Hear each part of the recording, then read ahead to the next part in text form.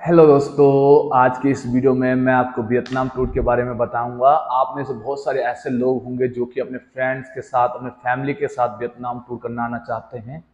तो उन लोगों के लिए जो है ये वीडियो बहुत ही महत्वपूर्ण। वीडियो में मैं आपको जो है कुछ ऐसे जानकारी दूंगा जो लोग भी वियतनाम आने का प्लान कर रहे हैं उन लोगों के लिए बहुत ही महत्वपूर्ण रहेगा।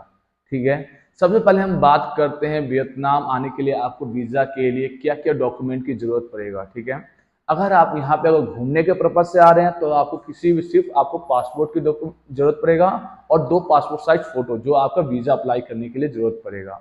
अगर आप यहाँ पे वर्किंग के पर्पज से आ रहे हैं, यहाँ पे अगर आप वर्क करना के चाहते हैं तो यहाँ पे उसके लिए आपको पासपोर्ट तो जरूरत पड़ेगा ही। उसके साथ साथ आपको एक डिग्री या फिर अगर आप किसी और फील्ड में आना चाह रहे हैं तो उसके लिए आपको मास्टर होना जरूरी है। ठीक है, मास्टर या ग्रेजुएशन होना जरूरी है, जिससे कि क्या है यहाँ पे आपको जो है वर्क परमिट इजीली उस डॉक्यूमेंट पे लग सके। डिपेंड करता है आप किस फील्ड के हैं, जिस फील्ड में आप आ रहे हैं उसी फील्ड के रिगार्डिंग जो है आपके पास डॉक्यूमेंट होना चाहिए। जैसे कि मैं यहाँ पे वियतनाम में 1 साल से रह रहा हूँ, मैंने योगा कोर्स एमए से किया हुआ है, तो मेरे पास जो है मास्टर डिग्री है योगा का, जिससे कि क्या है मैं वर्क परमिट लगा रहा हूँ। ठीक है, मास्टर डिग्री पे, जिससे कि क्या है वो 2 साल के लिए मेरा वीजा रहेगा। उसी तरीके से आप लोग में से कुछ लोग भी यहाँ पे काम करना चाहते हैं तो उन लोगों के लिए जो है कुछ डॉक्यूमेंट होने चाहिए। जिस फील्ड में भी वे जाना चाह रहे हैं तो उनके लिए उसका मास्टर या फिर डिप्लोमा होना जरूरी है, जिससे कि क्या है वर्क वीजा वे लगा सकते हैं। चलिए बात करते हैं वीजा के लिए। आप में से बहुत सारे लोग यहाँ पे घूमने के पर्पज से आते होंगे, तो घूमने के लिए उनके लिए आता है टूरिस्ट वीजा। जो लोग भी यहाँ पे वर्क करने के पर्पज से आते हैं उनके लिए आता है business visa and work visa. ठीक है, इन 2 टाइप के आपके वीजा हो जाते हैं। ठीक है, इसमें भी आपका जो है 1 मंथ और 3 मंथ का वीजा होगा। इसमें जो फीस रहेगा आपका सिंगल एंट्री फीस रहेगा वो $25 रहेगा और मल्टीपल एंट्री जो रहेगा वो $50 रहेगा। आप इन दोनों के बीच में हम डिफरेंस जान लेते हैं। सिंगल एंट्री में आपको क्या करना पड़ेगा, अगर आप वियतनाम वापिस आते हैं, ठीक है, और वियतनाम से वापस दोबारा अपने कंट्री वापस जाते हैं तो वे आपका वीजा एक्सपायर रहेगा, चाहे आपका पासपोर्ट पे वीजा का डेट खत्म हुआ हो या ना हुआ हो। बट अगर वे आपका सिंगल एंट्री वीजा है तो वे आपका खत्म हो जाएगा।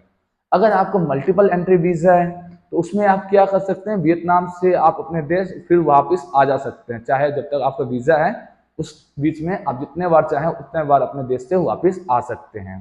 ठीक है, इसलिए आपको डेट चेक करके आना है और ये भी चेक करके आना है ये मल्टीपल एंट्री है या सिंगल एंट्री है। ठीक है, चलिए बात करते हैं वीजा कैसे अप्लाई करना है।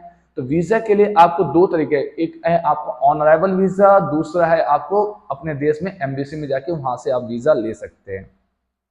आप ऑन अराइवल वीजा का मतलब ये नहीं कि आप वियतनाम एयरपोर्ट पे आएंगे तो यहाँ पे आपको वीजा मिल जाएगा डायरेक्टली, ऐसा नहीं होगा। उसके लिए क्या है, आपको अपने वहां से जो है पहले ऑनलाइन वीजा अप्लाई करना पड़ेगा। वहां से जब तक आपके पास इन्विटेशन लेटर, जैसा कि आप देख रहे होंगे आपकी स्क्रीन पे दिख रहा होगा इन्विटेशन लेटर, वैसे जब तक आप पे ना आ जाए तब तक आपको जो है अपना फ्लाइट बुक नहीं करना है।